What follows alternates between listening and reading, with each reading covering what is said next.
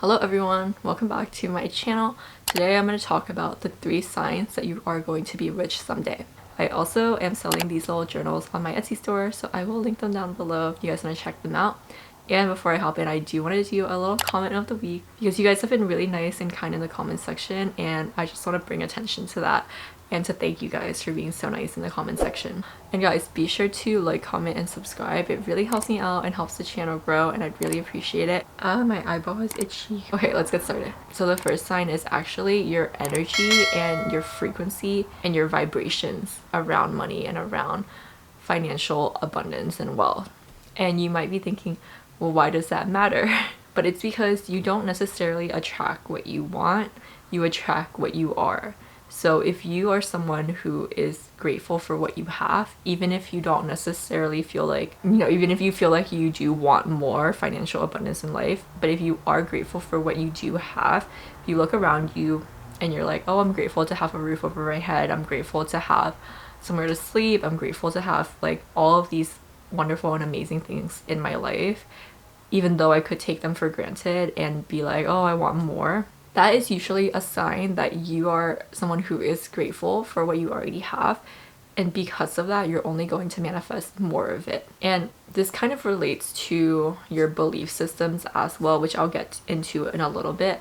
But on the other hand, if you're someone who has a lot of fears and anxiety when it comes to money, then that's going to kind of follow you even if you're not necessarily struggling. And you might notice these patterns in the people around you. Like, you might know people who, even if they don't have a lot, they just seem very like relaxed and comfortable with money, and they don't necessarily like vibrate fear and anxiety about it. And then on the other hand, you might know people who, in your opinion, you feel like they're comfortable, but to them they just vibrate a lot of fear and anxiety around money, and like they're constantly in fear of like not having enough or losing it or whatever. And that's kind of the opposite energy that you would want to have, basically. And this all relates to your belief system. So if you look at your parents and your grandparents' belief system around money, that's kind of usually what you believe in, because from a very young age we're all like taught these things about money,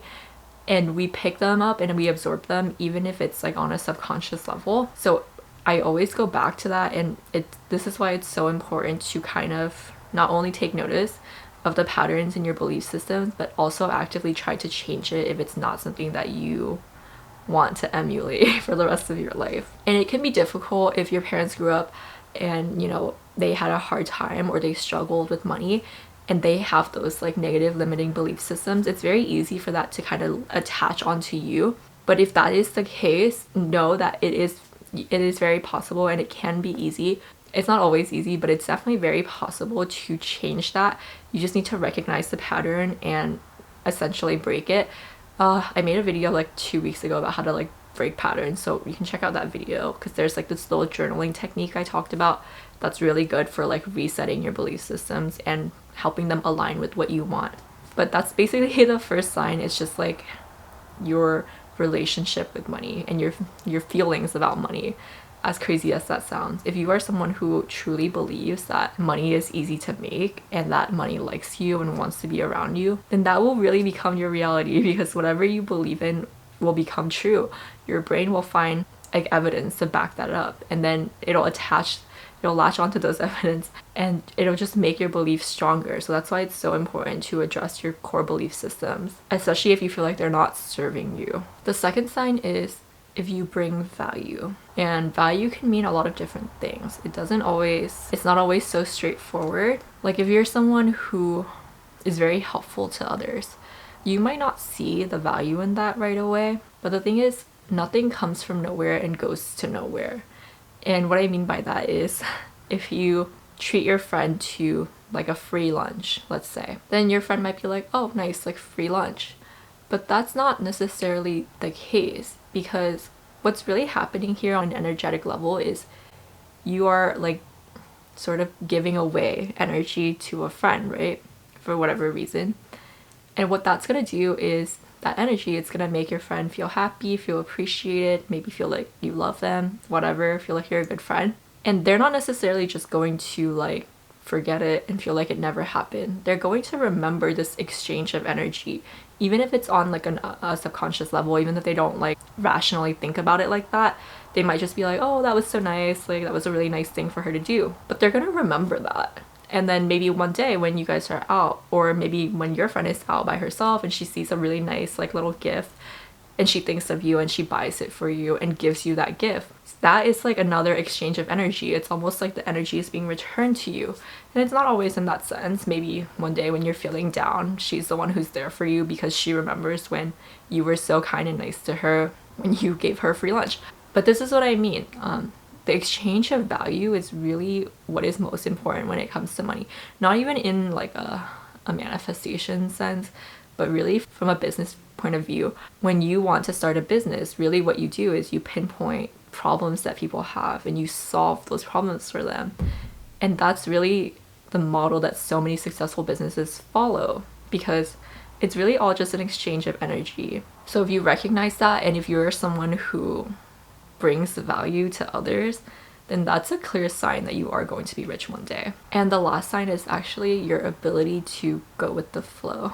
And that might sound a little bit weird, but whenever it comes to manifestation, people always think that you just envision it and then you just sit around and it comes to you. And while that may be true in certain cases, a big part of manifestation is taking inspired action, right? So having a goal, having a plan, taking steps towards your goal and working towards your goal. But sometimes when we have these plans, we get really, really attached to the outcome and we become very controlling about what's going to happen.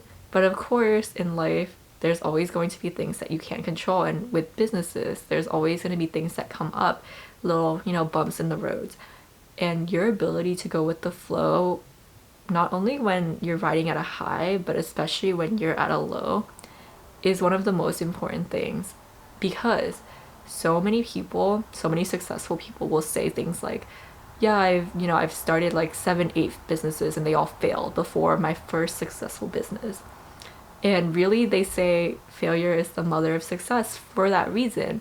So when bad things happen, if you're not able to like adapt, if you're not able to like pick yourself back up and stay positive and start over and just keep going, then it's going to be very easy for you to fail. Because, imagine if these people who failed like 7 or 8 times before their first successful business, if they had just stopped, after the 6th time or after the 5th time that they failed, then they never would have gotten to where they wanted to be. So your ability to go with the flow, whether things are going well or things are going poorly, is actually a really, really important indicator that you're going to be rich one day. Okay, that's it for today's little video. I hope you liked it. If you did, be sure to like, comment, and subscribe. Let me know what you want to see next, and I will see you next time. Bye!